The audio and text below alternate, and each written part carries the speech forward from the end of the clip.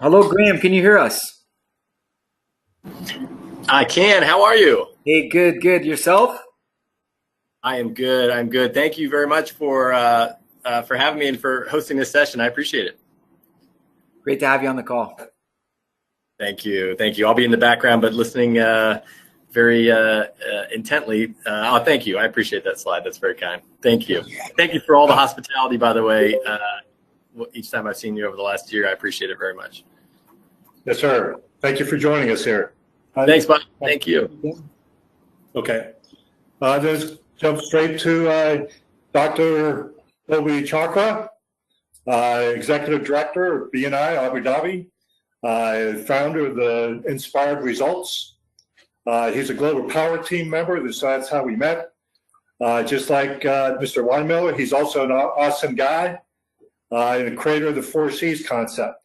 And for everyone else who is on the site right now, please mute your microphones, and then there'll be opportunities for you to speak.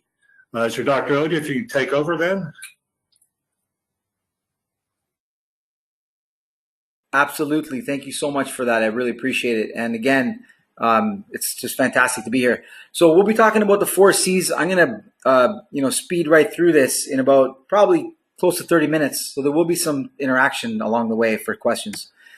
As I just click my slides here. So guys, we know trust is a must and that we really shouldn't expect referrals until trust has been established. But the question we're asking today is really a reverse kind of question, which says, if trust has been established, if you've reached that, credibility or trust threshold on the referral confidence curve, does that mean that that you can expect referrals automatically? So I'd love for you to please put your answers into the chat box. And I know, Bob, you're more into football, but you'd be playing center field baseball right now. And thank you for agreeing to field some of these answers and some of the questions. And while I give you some time to do that, I just wanted to, again, just a shout out to Jerry. Thank you so much, April and Bob, for making this happen. Colin, appreciate you supporting the 4C's and all that you do. Any hand drawings you guys see on the slides is the work of Colin, so thank you, Colin. And of course, Graham, it's so amazing that you're on the call. The 4C's started with you, just so you guys all know. It was a conversation Graham and I had in my car, and then we pulled over and we talked deeper about the 4C's, and then he graciously invited me to speak at the global convention in Thailand, but it was full. So, but yeah, this is how it all started. Guys, this is the objective today. Number one is we need to tick 4 boxes in the minds of others when it comes to being able to receive referrals with consistency and with significance. But not only are we going to talk about how this applies to an individual member, but also how we can actually move the needle when it comes to chapter performance. My story in a nutshell, you can find this on Dr. Ivan Meisner's Facebook page. But when I was 27 years old, I opened a chiropractic center in Toronto. My father walked in and he said to me, "Son, I really love what you've done with the place." Just so you know, Mississauga is just outside of Toronto. And he said, "But there's missing one thing." And I said, "What's that, Dad?" And he said, "Patience. This place is empty." I was like, "Dad, I get it, but you got to give people time to, find out about me and come see me." And he's like, "That's your first mistake, son." And I was like, "What do you mean?" He said, "Well, you know what? You don't wait for people to come see you. You don't wait for people to come find you. You go find them. You network." And I didn't know what the heck networking was all about, like many of us. And thanks to Dr. Ivan Meisner, it's become almost a science, right? I then had, I struggled in my early years with a lot. I wish I knew with the 4C's back then. And I always had in the back of my mind this, just trying to figure out what is BNI besides the beautiful philosophy of giver's gain. And this was the way giver's gain was put to me by one of the members after a social at his house. And he basically said to me, "Odie, just put people before profits, relationships before revenue, and you'll never have to worry about money again." And it was true. I went from a struggling business professional. I would literally shake at night in my bed, worried about my overheads, and my expenses. And thanks to BNI, I stopped advertising at the end of my first year. And, business was good. And I was able to really enjoy my patients, because that's why I got into the field, is really to connect with other human beings and help them with their health problems. And so, this philosophy was just everything. So BNI changed my life. So we all know what the first C is. It's credibility. And, as we've heard many times, it's not what you know, it's who you know. And Dr. Ivan would split a hair even further here and say it's not even who you know, it's how well you know who you know. And this is the first C, which is credibility. And I know this, I'm preaching to the choir here. You guys get this, but you see where this is going in a second. Is that we shouldn't expect referrals unless credibility has been established. And referrals take time. Why does it take time? Because people need time to get to know you. And if there's no trust, there's no referrals. But again, is the opposite true? Wonder what some of the answers you guys put in the chat to the question that says, if you've established credibility, does that mean referrals are automatic? Bob, were you able to field some of the answers? Right now, Colin's the only one that we have external. We have one of our director consultants out in Florence. So we just have an answer that says no. Okay. Well, I tend to agree strongly with you. And when I've asked this to several audiences now, probably close to now over 100 people easily, the answer has been consistently no. And so here's the truth, right? Is that just because I know you and like you and trust you does not necessarily mean I'm going to refer to you. Trust doesn't necessarily, if I trust you as a human being, I trust you with my kids, I trust you with my wallet, my phone, my keys, my money. I trust you as a human being. That doesn't necessarily tell me anything about how good you are at your job. So a neurosurgeon, let's say our kids are playing together and my son has an issue, God forbid, I would still get a second opinion because I trust him as a human being, but I don't necessarily know his level of, I don't want to give the word away, but I don't know how good this person is for the job. Is he the right person for the job? It can be a lawyer, for example, from your hometown. It could be a relative. Again, just because you know and like and trust the person doesn't necessarily mean that the person is the right person for the job. So the next C is competence, is that I need to trust that you are, the right human being. Okay, I need to trust you as a person, but I also need to trust that you're the right human being for the job, that you are the person to, to handle my business or handle my referral. But the question is, what should come first? What do you guys think? Should it be credibility or competence? Trust or how good you are at your job? What do you guys think there? Maybe you can just take a wild guess or an educated guess. I know you guys know what the answer is, but here's where it gets interesting.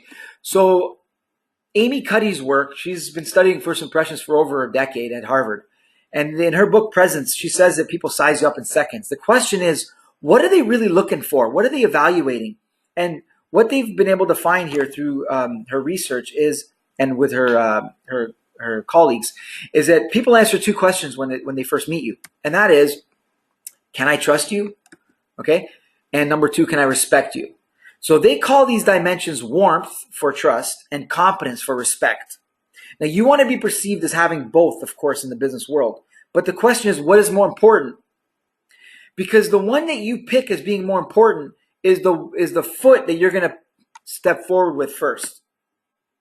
So is it competence or credibility? It's an important question.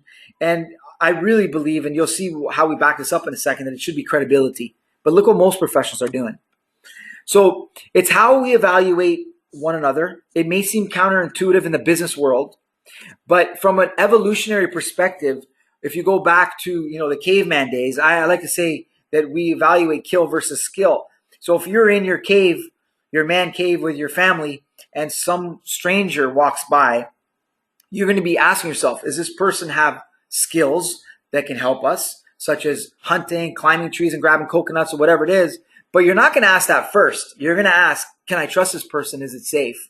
Will this person kill me? Is going to be way more important. And of course, skill will be irrelevant unless you've established warmth or trust or credibility first. But here's what most businesses do: is they focus on smarts.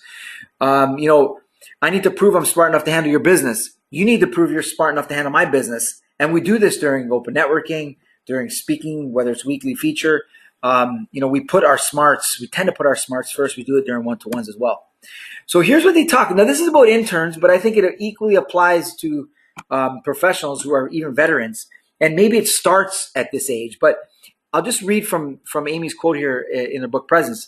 MBA interns are often so concerned about coming across as smart and competent, they can lead them to skip certain social events, not ask for help, and generally come across as being unapproachable. These overachievers are in for a rude awakening when they don't get the job offer because nobody got a chance to know and trust them as people. I put the link down at the bottom there in case you guys need it. Teddy Roosevelt, I know Dr. Ivan shares this quote a lot, which is that people don't care how much you know until they know how much you care. And I'm sure if this was a live talk, you guys would have completed my sentence for me. If someone doesn't trust you, it's not going to go very far. You're not going to go very far, rather. Regardless of how beautifully you can juggle these these beautiful circles here that Colin drew, and how competent you are. So the bottom line, to gain more referrals and impact your bottom line, which is what most members want, of course they want the intangibles too, is to put credibility before competence. We'll make sure you tick both of those boxes. So in BNI, we can make an assumption, and that is that trust, when we say the word trust, we can assume that we're saying we trust a person and we trust you're good at your job, right? And we can assume in BNI that this is happening because there's a vetting process, right? So as long as you have an active membership committee, you're vetting people. So yeah, you're trusting them as a person, but you're also vetting them as professionals, which means you're assessing their level of competence. There's another reason why we can assume that trust can be assumed when we're talking about competence. So when we say trust, we're saying we trust you as a person and that we trust you're good at your job, because it's pretty hard to argue with Stephen Covey on almost anything. And he says that trust is 50% competence, right? Trust is equal parts character and competence. And if you look at any leadership failure, it always comes down to one or the other. So there you guys have it. If you want to gain high quality, qualified referrals with consistency and with significance to really impact your business, you need to tick these two boxes of making sure people perceive you as being credible, but also competent. There was a beautiful survey done in BNI. I can reference it if you guys need to. I can find it. I've listened to so much on BNI University, but I'm sure I can find it. And what they basically found is when they're asking the question of what boxes you need to tick before someone can refer to you, a distant third and fourth was the member perceiving you to be successful. So knowing your level of success was a distant fourth. Third was having used your product or service. Number 1 and 2 is knowing your level of credibility and competence. So you might be wondering, okay, if those are the two most important things, maybe I came with two C's too many here. But you'll see that there are two very other equally arguably important C's here, very, very important C's. I don't know if anyone has a question so far, but if you do, feel free to, I'll just give you a moment here to unmute your mic and go ahead and ask or type it into the box. Yep. I'm just looking at all your answers about trust. I'll keep going, but feel free to let me know if you have a question. So what is the third C? So the third C has to do with, I mean, it's a very common one. And I believe it's a broken C in BNI and in the business world at large. And I'm sure you guys have come across people where, you perceive them to be very credible and competent, yet you don't really understand what they do, right? And so clarity of communication is the third C, and it's such an overstated, but really I don't think we work on it enough, but it's clarity. I can tell you that in my early years as a member, at least, I used to say things like, I'd stand up and I say, look, I'm a chiropractor and we treat vertebral subluxation complex, where we treat your histopathology, myopathology, and members will say to me, Odie, no one understands what the heck you're saying. So I can trust you and I can trust you're good at your job, but if I don't really get it, if I don't get what you do, I really can't help you. And I believe that for the majority of members, the vast majority of members, we buy into Giver's Gain and we really want to help you, but we really don't know how. So if I don't understand you, I can't help you. And if you don't understand me, you can't help me. I had a great conversation with Tim Roberts at the global convention, in Bangkok. And really, we're asking the question, does it really matter what you do? Because we know that BNI is about having a whole sales team working for you. But the question is, do I need to understand what you do? Does it really matter what you do?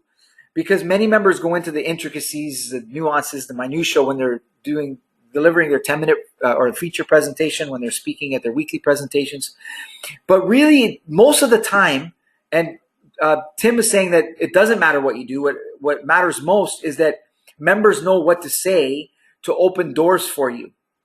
And I agree with him The only area where I think I would disagree is when we talk about power teams, because I think sometimes knowing what you do in the process is actually a selling feature and becomes a unique selling proposition, which helps members who really understand the industry. But people outside your industry, you're going to lose them with the details, and it really matters what they need to say to open doors and not so much what you do. So guys, here's the assumptions we can make so far. We can't assume that a credible person is competent. We can't assume that a competent person is clear. In fact, sometimes the more competent they are, the less clear. I know that I've had professors that they got it in their head, but they just can't seem to get it out of their mouth. And I can just say that when it comes to clarity, that we really need to consider what we are doing when we're networking, during open networking, networking at large, when we're presenting, whether it's a short or the longer presentations of BNI, and of course, what we're doing, how we're communicating during our one-to-one meetings. So here we have 3 layers now of the referral curve. Is we have the credibility threshold we have to tick, and of course we got to take the competence. We got to reach the competence threshold, and also we got to reach a certain level of clarity before we can expect to move from credibility and these other C's into profitability.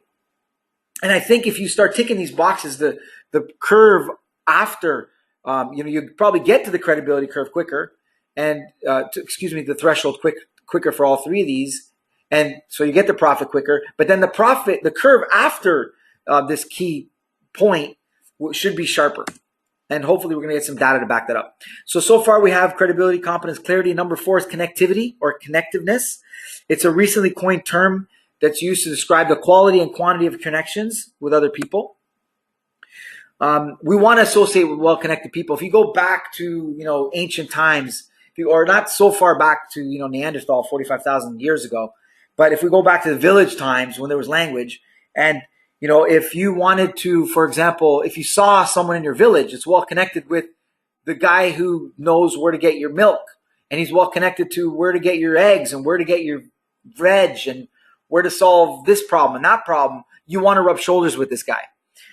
We have a concept here in the Arab world. It's called wasta, not to be confused with Rasta, Jamaican Rastafarianism. But so wasta is about recognizes the fact that in front of every door stands a human being, and so to get that to open that door, that human being will have the key for you. And so we can appreciate that as people, that we are being observed for our level of connectivity, and we are observing people for their level of connectivity. And we really want to rub shoulders with people who are well connected. When you see a lone wolf at a networking function, you sometimes, will fight a natural instinct to judge this person as not being someone worthy of connecting with at times. And I can say that your ambition will go up your ambition will go up to tick the other boxes. You give people a chance to tick the other boxes when you perceive them to be well connected. So people want to do business with those who they know, like, and trust, but they also want to do business with those who are well connected. I spoke with someone in the royal family in Bahrain, and she was saying to me that this might be the most important C of all because of what I said about ambition.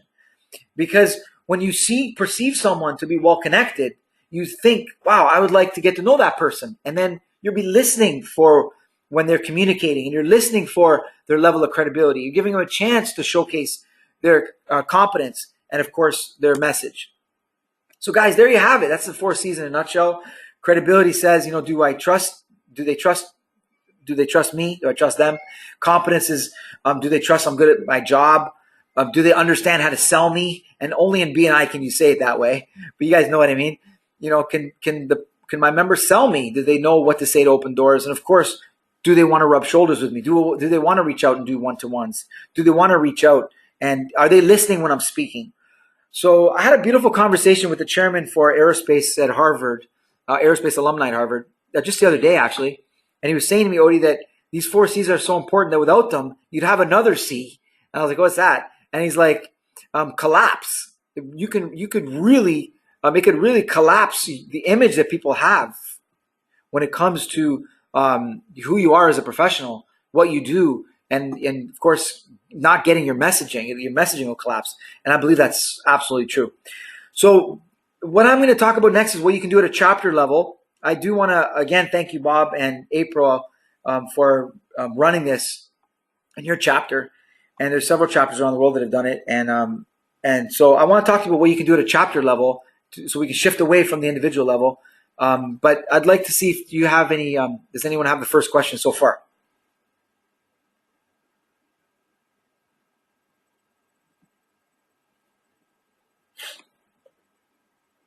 Perfect. Yeah, Jerry had a question about how do we bring that down to the chapter level? Fantastic. Okay, Jerry, excuse me. So here we are. What we can, so just first of all, let me just talk about, just imagine where this can go, right? Like imagine you knew exactly how your fellow members perceived you. And where else in the world can you get this kind of like feedback to know where you stand in the eyes of others? Like, and we're having a great conversation with Megan also about this. I'll talk about it a little bit later. But so just imagine knowing from your members where you're weak and where you're strong with respect to these 4C's. So imagine you score low on clarity. You know where you need to work on. You need to start working on your messaging, right? And making sure that members know what to say to open doors for you.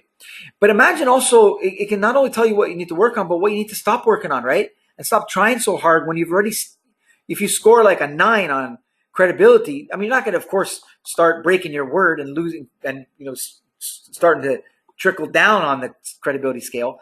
But imagine if you scored high on credibility, stop trying so hard, right? Because I know members, you may have experienced it, where they're always trying so hard to, win over your trust and trying so hard to showcase their competence when, man, like I'm sold on you already. I'm really a big fan already. Let's work on how we can open doors for each other now. So here's what you can do. Again, thank you, Colin, for these amazing images that just brought this to life. So basically the 4C scorecard, it starts with an assessment. So what you do is you'd have all the members' names on the left in your chapter, and each member would rate 0 to 10 every other member on each of the C's and where they perceive to be where they perceive to stand. So for example, for credibility, I would rate, all right, I'm going to rate Colin as let's say 9 out of 10 at credibility, right? I'm going to rate him 9 at competence. I'm just giving an example, okay, Colin? And clarity might be 6, and connectivity might be 10.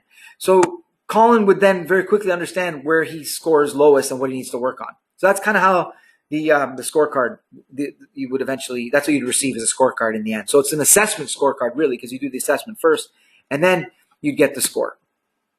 So I'll just give you some feedback that we've received so far. I can tell you that we ran this in the GPT, the Global Power Team, and my connectivity score was the lowest, which was a little bit surprising to me. And but it was, it was just a few, like couple points off. Like I scored pretty well overall, but it was the connectivity that was the lowest, and it was just by a few decimal points here.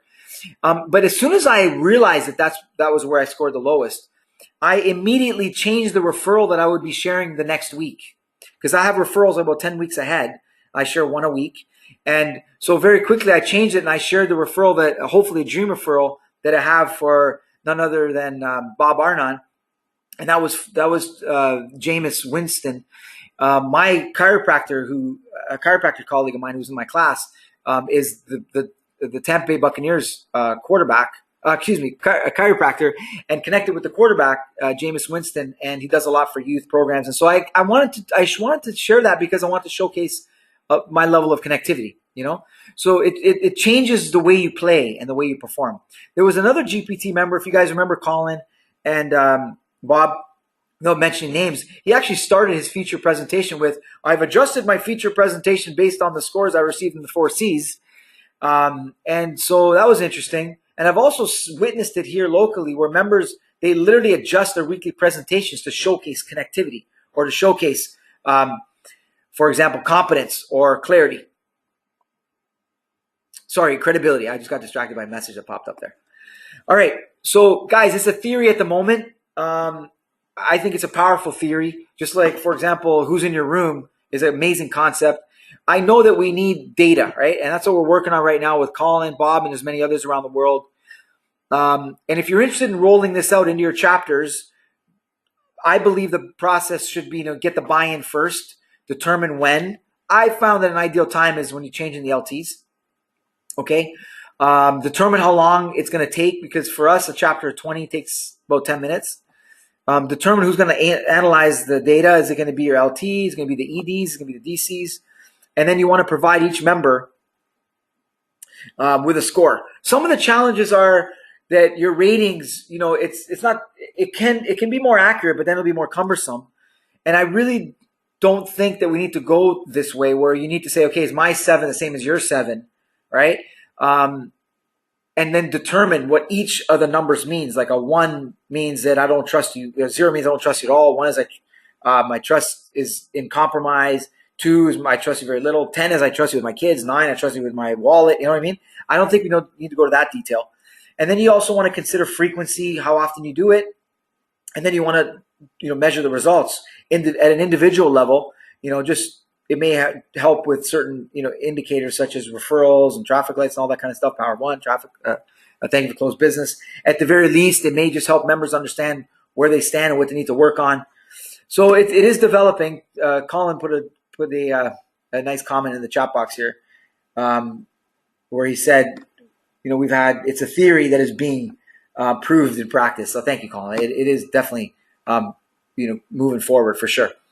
So here's a little review before I'm through. So credibility and competence are crucial. Credibility first, of course. Clarity makes it easy for people to refer to you. Connectivity is on the radar, whether you're aware of it or not. Make sure you get the buy-in before rolling it into chapters. Of course, you guys know about that. I enrolled in the Diamond Growth Program. Thank you so much, Jerry, for that. It was an amazing program. But I had to get the buy-in first, as you probably are well aware. And you want to get your scores, right? But when you get your score, you want to work on your weakest C. So you want to compare your C's. You also want to compare your C's to the chapter average, because you can, whoever's compiling this can get an average for the chapter. And then also compare your C's to what you expect to receive, because you may think you're clear. So maybe, score yourself before you get the scores. And that way you can see kind of where you're off, because oftentimes what we perceive, is not how we're being perceived.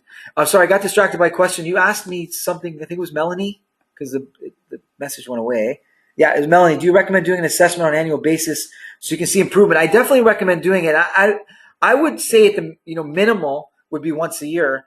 At the change of your LTs, you can do it twice a year. And you may even, if you find that it's making a real difference, you can do it more often. And I'll tell you where else you can apply this in a second that Megan has thought about. So I want to see if I also want to mention not to be afraid of giving low scores or receiving them, because what I found is members think, oh my God, I don't know this person enough, right? So I don't want to give them a score of 0. Well, guess what? If you don't know what the heck you need to say to open a door for them, the answer is 0. So score them low, because it will help members step up their game. If you score everyone 10 across the board, okay, just because you don't want to offend anybody, then you're really not going to grow, and you're really not going to know where you are. I just want to give you guys some other points. So like I said, this started with a beautiful conversation with Graham here in Abu Dhabi. And then I went to Global Convention. I showed Dr. Ivan the cover of this book. And before I got a chance to say anything, he said to me, look, if you're looking for an endorsement, I'd be happy to. And I took a big gulp. And then I said, actually, I was wondering if you'd be interested in co-authoring. So we're speaking on the 25th next week. So, and I don't know where the book's going to go. I don't know if it's going to look the same. But yes, and also thank you, Colin. Yes, you want to do the surveys anonymously. Appreciate that. So hopefully it's going to be a book. I've been invited to speak at the South African Convention in August. Not sure if the book will be done by then, but also maybe Graham, we could talk afterwards about whether you still would like me to speak about this on the global scale at the national. At the next global convention. Sorry, guys, just being distracted by the messages that come in here. I keep popping in. Hey, and Dr. Odie, Melanie is Megan. I'm on a French computer, and I can't figure out how to change the name because everything's in French. Oh, you're so this is actually Megan here. Sorry about that. Oh, that's okay. Perfect timing. Yeah. Thank you for joining us. Yeah. I just wanted to mention, I don't know if you want to talk about this, but I was just going to mention about your great idea to introduce this to the power team concepts in BNI. Yes, we're currently working on the power team training to have online training for BNI members to be able to implement power teams more effectively for themselves. And as we were going through that, one of the topics that we're talking about obviously is improving relationships. And so we are including the 4C's in that, because I think it just gives a better and easier structure to know, okay, which one do I need to work on? And in power teams, it's really important that you're working your way towards profitability regularly. So this is a great tool for that. So we have already started incorporating that into that power team training. Absolutely, and thank you, merci beaucoup, I should say. I also want to mention the point about anonymity, and that is that, you know, we talked about making this anonymous when you're sharing it across a chapter. But I think we had a great conversation, Melanie, aka Megan, about possibly making this, you know, like very transparent, so you can share the feedback. Say, look, I actually perceive you to be, you know, give you a 6 on clarity or 3 on clarity, because I really don't understand what the heck you do. I think in the power team context, that would be very, very relevant. I think I just want to end with just asking you guys to please share some of your wins, because we do want to, you know, acquire data, and at the very least, you know, members saying, hey, this helped me with this and help me with that, help me get more clear, help me just, because I think there's a gap the size of the Grand Canyon in BNI, and that is that on the one hand, we want members to do a gains exchange, to, you know, to follow the power of one, to do well in the traffic light reports, and all these things that are so crucial in BNI and so powerful. And then on the other end, you get members who really just want to, for most of us, okay, want to look at it as a numbers thing, and they want to get that return on their investment. So they want BNI to increase their ROI, right? So I think the 4C's makes it relevant. It makes all these things we want them to do relevant, because when we talk about doing a gains exchange, it's important to do it properly, because it's going to help you showcase your level of credibility and competence and even connectivity with the end of networks, right? So I think it really helps create a bridge between what we want from a BNI perspective and what members want from an individual member perspective. So again, just want to thank you guys so much. And I'll be happy to answer a few questions if you want before my 4 minutes is up.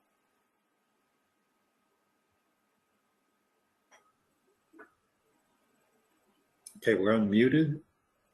Yeah, No. so how would we start this off? If we want to roll this out, let's say like 3 chapters in our region, just to basically get a focus group concept, how do we begin that process? Fantastic. So what I would recommend, Jerry, I think that's Jerry, right? Yeah. Yes. I recognize your voice. So what I would recommend is starting with an education slot, or just a short education slot. I'm happy to share this presentation with you guys. So if you want to just condense it down to 5 minutes, I actually have a short version, and so does Colin, because he presented at the GPT. So we'll be, if you want to reach out, we'll be happy to send you some templates that you can use. So start off with an education slot, because that'll increase awareness. And then maybe you can sit with the leadership team, the DCs first, and then the DCs with the leadership team. And then just explain that, you know, we want to roll this out. We'll be happy to give you copies of the assessment forms. I'll just roll them back as I'm speaking. So you can have this to give out. And then just got to determine who's going to be analyzing the data, and just making sure that it's anonymous, and then away you go. Perfect. Yeah. All right, thank you. Welcome.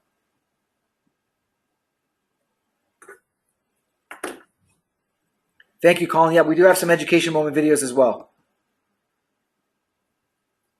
Fantastic, Graham. I just want to thank you for your message. I don't know if everyone can read the messages in the chat, but it says that we want to broaden the reach of the message, because it is definitely relevant. Just so you guys know, I'm speaking at the International Coaching Federation in Abu Dhabi next month in May.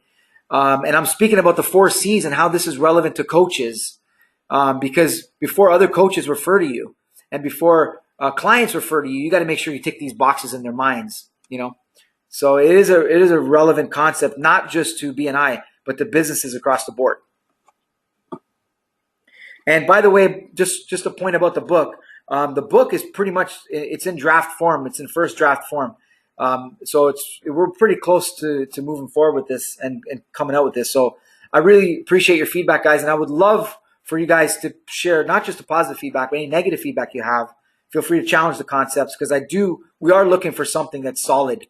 And of course, it might help shape the book as well. So thank you so much. I think I got about a minute left, because if there's one more question, I'd be happy to handle that. This is Graham. I have I got a question. Yes, So behind you, it looks like you have like a rope going across like a canyon or something. And I just wanted to clarify, do you actually have a canyon right behind you? Okay, I'm not in Thailand. I'll tell you that. It's actually just a picture. It's just a picture. It's cool.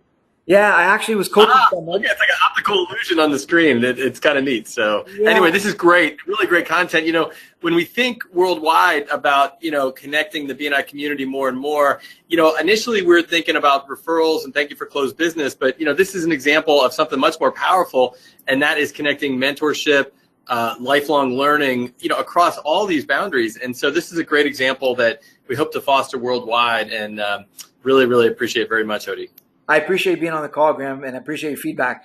I'm all for lifelong learning, and I'm also for lifelong relationship building, which is what we believe, you know, one of the values of building relationships. But it's a lifelong thing, and I think that BNI members, because I believe that nowhere in the world are you going to get an audience or a peer-to-peer audience where they're giving you honest feedback about these 4 very important areas.